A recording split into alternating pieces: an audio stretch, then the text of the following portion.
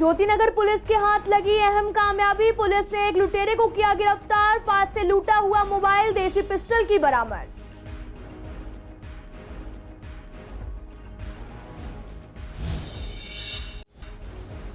शाहदरा जिला के उत्तरी जोन में फैक्ट्री सीलिंग का अभियान जारी। निगम ने ब्रह्मपुरी में कोयले के अवैध गोदाम को किया सील।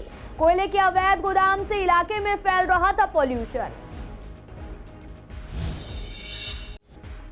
गोंडा में घर में लगी आग पर पाया गया काबू। दमकल की 2 गाड़ियों ने आग को बुझाया। आग के कारणों का नहीं पता चला। पुलिस कर रही मामले की छानबीन।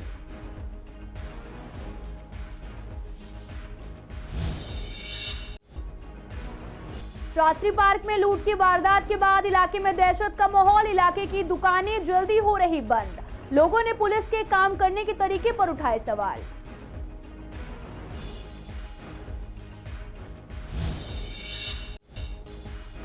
बाबरपुर शाहदरा में दिल्ली सरकार के मंत्री गोपाल राय ने कोविड योद्धा के परिवार वालों को दिया 1 करोड़ का चेक। परिवार के लोगों ने दिल्ली सरकार का किया धन्यवाद।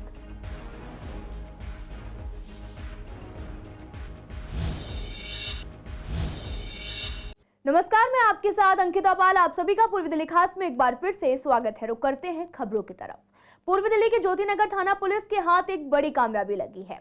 पुलिस ने एक लुटेरे को गिरफ्तार किया है। गन पॉइंट पर मोबाइल फोन लूटकर फरार हो रहा था। आपको बता दें कि लुटेरे से मौके पर लूटा हुआ मोबाइल फोन और एक देसी पिस्टल बरामद की है। 8 बजे अमर कॉलोनी के क्षेत्र में पुलिस गश्त कर रही थी और गश्त के दौरान ही उन्होंने वहां एक गली में हंगामा देखा। गली में पहुंचने पर एक व्यक्ति दौड़ता हुआ दिखाई दिया। लोगों की मदद से तुरंत पीछा कर उसे पकड़ लिया गया। तलाशी लेने पर उसके कब्जे से एक मोबाइल फोन और एक देसी तमंचा बरामद किया गया और इस बीच एक लड़का भी मौके पे पहुंच गया और दावा किया गया कि बरामद मोबाइल फोन बंदूक की नोक पर उससे लूट लिया गया था और लुटेरे की पहचान अंकित पुत्र मुनेश निवासी अमर कॉलोनी के रूप में हुई है। निरंतर पूछताछ पर अंकित ने अपना अपराध भी कबूल कर लिया है और खुलासा किया कि उसने अपने 2 साथियों के साथ बंदूक की नोक पर पीड़ित का मोबाइल फोन लूट लिया था। उसके साथियों को पकड़ने के लिए लगातार प्रयास किए जा रहे हैं। मामले की छानबीन लगातार जारी है। उत्तर पूर्वी दिल्ली के दिल्ली नगर निगम के शाहदरा उत्तरी जोन ने सोमवार को प्रदूषण फैलाने वाली इकाई के खिलाफ सख्त कार्रवाई की है। आपको बता दें कि निगम ने ब्रह्मपुरी में चल रहे कोयले के अवैध गोदाम को भी सील कर दिया है। निगम उपायुक्त अमित शर्मा ने बताया कि आम लोगों की शिकायत पर निगम ने ब्रह्मपुरी क्षेत्र का निरीक्षण किया था। उस्मानपुर थाना पुलिस के साथ मिलकर 4 इकाइयों का निरीक्षण किया गया था। 3 इकाइयां बंद मिली थी और एक में कोयले का अवैध गोदाम चल रहा था। उसमें कोयले के भंडारण के साथ ही बिक्री का काम भी चल रहा था। निगम ने उस गोदाम को सील कर दिया। उन्होंने कहा कि प्रदूषण फैलाने वालों से निगम सख्ती से निपट रहा है।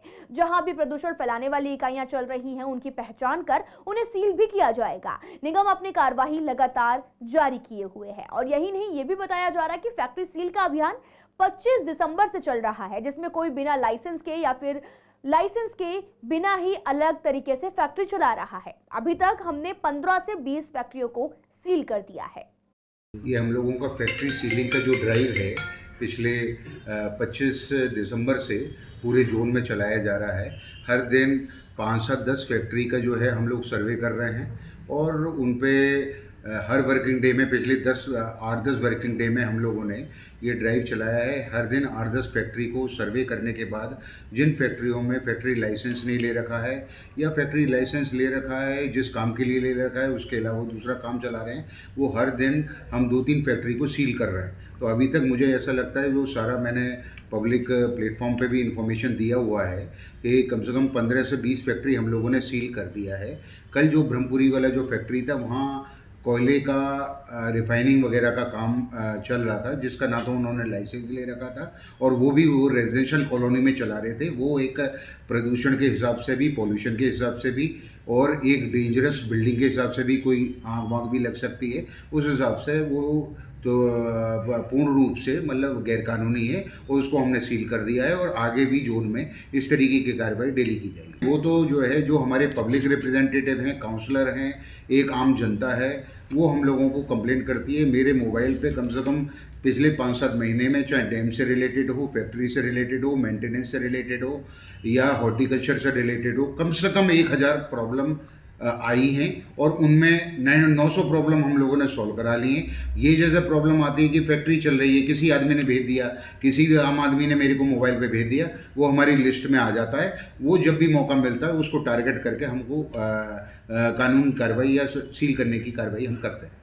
तो वहीं उत्तरी पूर्वी दिल्ली के गोंडा इलाके में एक मकान में लगी आग पर काबू पा लिया गया है।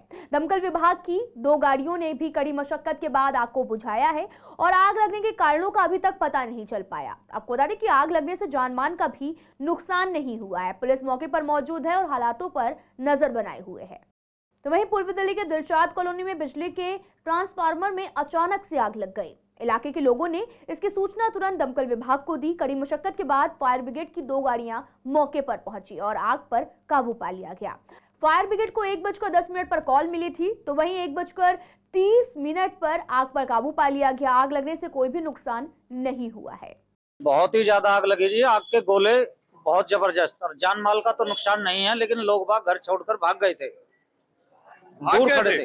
हाँ, भाग गए थे। ऐसा इतना बड़ा हादसा था कि लोग बाग घर छोड़ करके भाग गए थे। बहुत ही दर्दनाक हादसा था ये, लेकिन आग पे काबू पा लिया गया। कहीं कोई नुकसान नहीं है किसी? नहीं, अभी तक कोई जान माल का नुकसान नहीं है और बाकी फिलहाल ठीक है। खम्भे में आग लगी थी, ये सामने खंगा जो आप बता रहे हैं उसी खम्भे में आग लगी थी और बहुत तेज आग लगी थी। सबसे बड़ी ये गनीमत हुई, बराबर में शादी थी, उनके यहाँ मेहमान काफी जुड़े हुए हैं और उनके लिए जान मान का कोई खतरा नहीं हुआ। ये ऊपर वाली बहुत कृपा है। फायर की सर आई थी, एक गाड़ी बाहर खड़ी रही थी, एक अंदर आके उसने काबू पाया आग पे। ये जो पोल है ना साइड में, इसमें लगी थी आग। आपके घर के बगल में ही है? हाँ बिल्कुल, हमारे घर के बगल में। आपके घर में शादी है? मेहमान? हाँ, मेरी बहन की शादी है, कल है। हाँ। नहीं, बिल्कुल हो गई थी। हमने सारे ये पर्दे खोले, आप देखिए सामने पड़े हैं पर्दे, हमने वो सारे खोले अपने इधर से। मैंने, मेरी सिस्टर ने, मेरी मौसी ने, हम सब ने मिलके खोले हैं। फायर ब्रिगेड को मैंने 9:15 बजे फोन कर दिया था। कितनी देर लगी फायर ब्रिगेड? वो आए 9:30 बजे के बाद, 9:30 के बाद ही आए हैं। बार बार मैंने फोन किया उनको, बहुत ज्यादा आगों की लपटें तो ऊपर जाने लगी। उसके बाद वो आएंगे 50 बार, तो उनको फोन कर रहे हैं बार बार। पूर्वी दिल्ली के शास्त्री पार्क में रहने वाले लोग दहशत में हैं। 2 दिन पहले दुकानदार से हुई लूट के बाद लोगों में डर है। इलाके की दुकानें जो पहले रात 10 बजे बंद होती थी, अब वो रात को 9 बजे ही जल्दी ही बंद की जा रही हैं। इलाके के लोगों ने पुलिस के काम करने के तरीके पर भी सवाल उठाया है। लोग रात को घर से बाहर कम निकल रहे हैं। इलाके के लोगों का कहना है कि पुलिस गश्त बढ़ानी चाहिए, जिससे इस तरह की घटनाओं पर रोक लग सके। सर, रात की 10:30 बजे की बात है। भाई जा रहे थे घर पे और उन्होंने अपना कैश वैश अपने बैग में डाल के, अपना मोबाइल भी उसके बैग में ही था। जैसे रोज़ जैसे पर डे जैसे जाते हैं वैसे अपने काउंटर पे बैग रख रखा था उन्होंने। जो जाल है, अपना जाल बंद करने के अलावा उसमें वहीं बैग टका हुआ था उनका। 2 बाइकों पे 4 बंदे आए जो सीसीटीवी में भी दिख रहे हैं। 2 चला रहे थे, 2 खड़े हुए थे। उन्होंने पहले भाई का बैग लिया, जब तक भाई को कुछ पता चलता वो बैग लेके भागे। भाई उनके पीछे भागे। भाई ने बैग पकड़ा तो उनमें से एक बंदे ने उनके पेट पे लात मारी, और जब पेट पे लात मारी तो भाई ने उनका उसकी लात पकड़ ली। तो उन्होंने फिर एक ने कहा कि उसको गोली मार दे, तो उसी टाइम उन्होंने फायरिंग कर दी। कितने राउंड गोली चली? सर, 1 राउंड गोली चली। कैसे अभी तो ठीक है, वैसे 3-4 टाके आए हैं उनके। सर, जो फिलहाल यहाँ का माहौल है सर, वो बहुत डरा हुआ सहमा सा माहौल है। लेकिन सर, इलाके में अक्सर ऐसा होता है कि हर 10-12 दिन बाद स्नैचिंग की खबर आती है कि रोड पे कोई मोबाइल लेके जा रहा है, उसका मोबाइल स्नैचिंग कर लिया गया, या इस तरह की वारदातें अक्सर हो जाती है। 10-12 दिन में, हर 10-12 दिन में एक वारदात ऐसी होती है। सर, फिलहाल जो ये वारदात ऐसी हुई है सर, इससे इलाके में बहुत डर का माहौल है। और क्या पुलिस की गश्त नहीं लगती है? सर, पुलिस की गश्त का ऐसा होता है कि गश्त होती है, या उस गश्त के समय पे इस तरह के हादसे नहीं हो पाते, या गश्त के बाद होते हैं, गश्त से पहले होते हैं, पर इस तरह की घटनाएं होती रहती है। स्नैचिंग तो यहाँ सर आम हो चुकी है सर, हब बन चुका है, बिल्कुल प्रॉपर हब बन चुका है, क्योंकि यहाँ हर 10-12 दिन में मैं कह रहा हूँ कि यहाँ स्नैचिंग होती है, फ़ोन छीनते हैं, कंप्लेंट्स होती है। हाँ, इस रोड पे सर ऐसा हो गया कि आप रात को 9:30-10 बजे, या कभी कभी दिन में भी सर ऐसे हादसे, ऊपर रोड पे ऐसे हादसे, रोड जा रहा है, नीचे सर्विस रोड है, इस पे स्कूटी से या बाइकर्स, मतलब इस तरह की वारदातों का। उत्तर पूर्वी दिल्ली बाबरपुर शहदरा में कोरोना से हुई मौत पर आज दिल्ली सरकार के मंत्री गोपाल राय ने भी घर जाकर परिवार को दिया 1 करोड़ रुपए का चेक। और साथ ही आपको बता दें कि उन्होंने ये भी कहा कि कोरोना काल में मुकेश जी ने पूरी हिम्मत से काम किया है और संक्रमित होने के बाद वो शहीद हुए थे। परिवार के लोगों ने भी सहायता राशि के लिए दिल्ली सरकार का धन्यवाद किया। परिवार के लोगों ने बताया कि दिल्ली सरकार बहुत अच्छा काम कर रही है। आज हमारे घर आकर हमें 1 करोड़ का चेक दिया है और हमारी मदद भी हुई है। देखिए, दिल्ली के अंदर कोरोना के समय में बहुत सारे कोरोना योद्धाओं ने दिल्ली के लोगों के लिए सेवाएं दी और उसमें लोगों को अपनी ज़िंदगी जो है दांव पे लगाई। उसके लिए सरकार ने निर्णय लिया कि हम उनकी क्षतिपूर्ति तो नहीं कर सकते हैं, लेकिन उनके परिवार को जो लोगों की सेवा के लिए अपने जान गंवानी पड़ी, उनको दिक्कत ना हो, उनको परेशानी ना हो, इसलिए सरकार ने निर्णय लिया कि 1 करोड़ रुपया उनके परिवार को दिया जाएगा। हमारे विधानसभा क्षेत्र में विजयपाल जी शिक्षक थे यहाँ पर स्कूल में बाबरपुर, और उनकी ड्यूटी एसडीएम दफ्तर में जो है उस दौरान लगी थी और उन्होंने अपने ड्यूटी को निभाई। लोगों के लिए उस समय रिस्क लिया और उनको जो है अपनी जान भी गंवानी पड़ी। उनके परिवार में यहाँ पर उनकी पत्नी हैं, 2 बच्चे हैं, पिताजी हैं, माताजी हैं। तो इनके परिवार को जो है उनके सहयोग के लिए सरकार ने ये निर्णय लिया है, जिसको आज इनके परिवार को प्रदान किया गया है एसडीएम के सहयोग से। और आगे भी हम सब लोग, पूरी सरकार और हम सभी इनके सुख दुख में आगे हम शामिल रहेंगे, क्योंकि उन्होंने अगर हम सबके लिए अपनी ड्यूटी निभाई है तो समाज की भी ये कर्तव्य है, सरकार का भी, कि इनके सुख दुख में हम शामिल हों। और हम यही कामना करते हैं कि हम सब लोग इनके सहयोग में खड़े रहें, इनके सुख दुख में खड़े रहें और इनको जो है किसी तरह की दिक्कत ना हो, इसका हम प्रयास करते रहेंगे। हम दिल्ली सरकार को बहुत बहुत धन्यवाद करना चाहते हैं, उन्होंने हमारी मदद की है। मेरे पति के एसडीएम ऑफिस में ड्यूटी लगी हुई थी कॉलिंग में, उनकी डेथ हो गई 25 अप्रैल को 2021। दिल्ली के एलजी विनय कुमार सक्सेना और दिल्ली के सीएम अरविंद केजरीवाल के बीच विवाद लगातार जारी है। केजरीवाल एलजी पर काम न करने देने की बात कह रहे हैं और दिल्ली की विधानसभा में भी एलजी के खिलाफ निंदा प्रस्ताव लाया गया और उनके काम करने के तरीके को केजरीवाल ने गलत बताया है। तो वहीं सीसीएन की रिपोर्टर वंदना ने भी इस पर तीनों पार्टी के नेताओं से बात की। तो वहीं आपको बता दें कि बीजेपी नेता महेंद्र आहूजा का कहना है कि केजरीवाल दिल्ली में काम करते नहीं हैं, काम से ध्यान भटकाने के लिए ये सब करते हैं। वहीं आप नेता अतुल गुप्ता ने एलजी के काम करने के तरीके को गलत बताया। कांग्रेस नेता ने कहा कि एलजी संविधान के हिसाब से काम कर रहे हैं, केजरीवाल को उनकी गरिमा का सम्मान करना चाहिए। केजरीवाल जी की ये पुरानी आदत है कि चुनाव जीत लेने के बाद जनता के काम ना करने पड़े, सेवा ना करनी पड़े, इसके स्थान पर वो कोई ना कोई नए विवाद ढूंढते रहते हैं। ताजा उन्होंने एलजी साहब को टारगेट बना रखा है, रोजाना एलजी साहब के ऊपर कोई उल्टी सीधी टीका टिप्पणी करना। केजरीवाल जी, एलजी साहब संवैधानिक पद पर हैं, उनको अपने कर्तव्यों का, अपने दायित्वों का पता है। उनको डिक्टेट करने की जगह आप अपनी ड्यूटी पूरी कीजिए, बेकार के आरोप लगाकर अपने काम से मत बचिए। जनता ने जिस काम के लिए चुना है उस सेवा में लगिए। कांग्रेस की सरकार 15 साल दिल्ली में सत्ता में रही। दिल्ली की जनता ने 3-3 बार सरकार चुन के दी। कांग्रेस की शीला जी मुख्यमंत्री रही। शुरू के 5 साल में भारतीय जनता पार्टी की केंद्र में सरकार थी, अटल जी प्रधानमंत्री थे। लेफ्टिनेंट गवर्नर उस समय भी भाजपा द्वारा नामित दिल्ली में रहे। उस समय भी कहीं ना कहीं कांग्रेस की सरकार और राजभवन में मतभेद होते थे, लेकिन शीला दीक्षित जी अपने कार्यप्रणाली से कामों को करवा लेती थी और कभी जनता के सामने इस तरह का रोना नहीं रोया, ना कभी अपशब्दों का प्रयोग किया कि हमारे काम रोके जा रहे हैं। काम करवाना आना चाहिए, काम सब हो जाते हैं, और कभी आपस में इस तरह के वाद विवाद उत्पन्न नहीं होने दिए हैं। लेकिन मौजूदा हालात में क्या देख रहे हैं कि बहाने बनाए जाते हैं, ढूंढा जाता है कि किस तरह से काम नहीं करने के। दिल्ली की चुनी हुई सरकार को संविधान के अनुरूप तमाम अधिकार हैं, जिसमें एलजी महोदय की आवश्यकता नहीं पड़ती, और जहां आवश्यकता पड़ती भी है तो जो उचित निर्णय होते हैं उन पे काम फाइल रोक नहीं सकते हैं।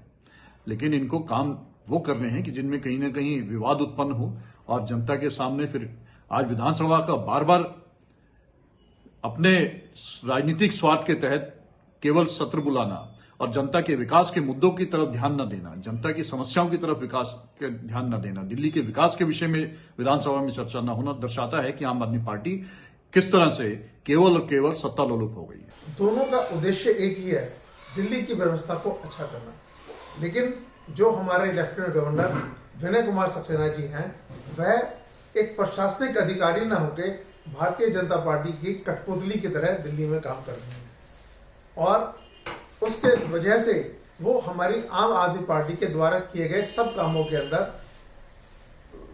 रुकावटें खड़ी कर रही हैं, रोड़े अटका रही हैं। इसके लिए एलजीजी पूरी तरह जिम्मेदार है और दिल्ली की जनता भी जिम्मेदार है। दिल्ली के चुने हुए मुख्यमंत्री को जो काम ना करने देने का उनका जो षड्यंत्र है, उसमें दिल्ली की जनता को उसका जवाब देना चाहिए। जब दिल्ली की जनता एलजी को इसका जवाब देगी तो एलजी को अपने आप ही दिल्ली की जनता के हिसाब से काम करना पड़ेगा, ना कि मोदी जी के हिसाब से काम करना। तो वहीं पूर्वी दिल्ली में कुत्तों का खौफ लगातार बरकरार है। अगर बात की जाए विश्वासनगर की, तो यहाँ पर भी बार बार कुत्ते काटने का मामला सामने आ रहे हैं, लेकिन इसके बावजूद भी कोई कार्रवाई नहीं की जा रही। वह स्थानीय निवासियों का कहना है कि अक्सर आने जाने में कुत्ते भौंकना शुरू हो जाते हैं, खासकर रात के समय सोना तक मुश्किल कर रखा है। वहीं आवारा कुत्ते लोगों में भी रेबीज फैलाने के लिए सबसे अधिक संभावना रहती है, तो वहीं अस्पताल में रेबीज का टीका भी उपलब्ध नहीं है। इस मामले में लापरवाही और देरी करने से भी जान भी जा सकती है। कुत्तों की तो बहुत, अरे रात भर रोते हैं, चलते फिरते को परेशान करते हैं, काटते हैं, वहाँ से निकलना तो मुश्किल है। पुल पे तो बहुत बुरा हाल है, 12 बजे के बाद तो बस पूछो मत।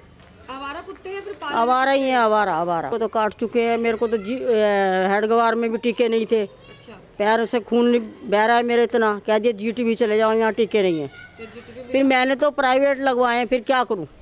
कुत्ते का काटा हुआ तो फिर ऐसे नहीं छोड़ सकते ना। तो क्या करना चाहिए, सरकार को सोचना चाहिए भाई, कुत्ते आवारा घूम रहे हैं तो कुत्तों को पकड़ें या कुछ करें इनका। तो गली में तो ऐसा हर किसी को काटेंगे, बच्चे हैं छोटे छोटे, उनको भी काट सकते हैं। रात को भी भौंकते रहते हैं। रात को भी बड़े भौंकते हैं। रात को बेटा जब आते हैं तो पीछे कुत्ता बहुत बुरी तरह से पड़ जाते हैं। अच्छा। अब इन कुत्ते पता नहीं पागल है, ये कैसे हैं कैसे नहीं, अब ये तो हम ना जानते। पाले हुए कुत्ते तो नहीं कि लोगों ने पाल रखे हैं? ना पाले हुए ना, ये पले हुए नहीं है। अच्छा। हाँ, आवारा कुत्ते।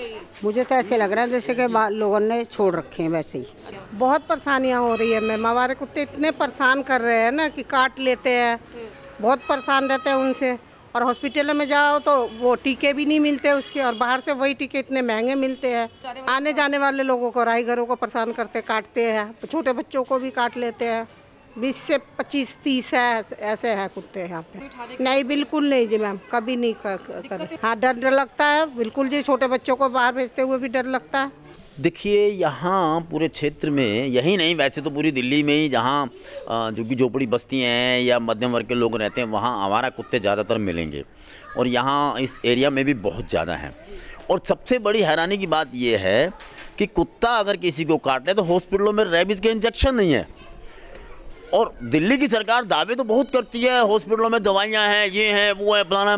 जिस अस्पताल में रेबीज का इंजेक्शन नहीं मिल रहा, हम क्या माने कि सरकार काम कर रही है। दिल्ली के सरकारी नर्सरी स्कूल में प्रवेश 2023 की पहली सिलेक्शन लिस्ट को जारी करने की तारीख का ऐलान किया जा चुका है। दिल्ली नर्सरी 2023 की पहली चयन सूची को 20 जनवरी 2023 को जारी किया जाएगा। आपको बता दें कि माता पिता आधिकारिक वेबसाइट पर जाकर दिल्ली नर्सरी प्रवेश मेरिट लिस्ट भी जाकर डाउनलोड कर सकते हैं और इसके साथ ही इस लिस्ट को संबंधित स्कूलों के नोटिस बोर्ड पर भी लगाई जाएगी। वहां से भी अभिभावक बच्चों की मेरिट लिस्ट को देख सकते हैं।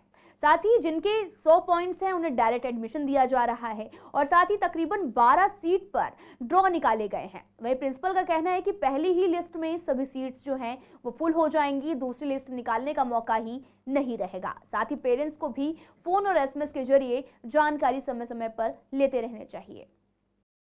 लिस्ट 20th को निकल रही है, जो फर्स्ट लिस्ट हमें निकालनी है, जिसमें हमारे 56 सीट्स में से सारी सीट्स फुल हैं। हमारे पास 12 सीट्स हैं क्योंकि 100, 90 और 80 डायरेक्ट एडमिशन्स हैं हमारे और 70 भी डायरेक्ट एडमिशन्स हैं। 60 पे हम लोगों ने ड्रॉ किए क्योंकि हमारे पास 44 एप्लीकेशंस हैं 60 पॉइंटर्स की और सीट्स हैं 12 हमारे पास बची हुई।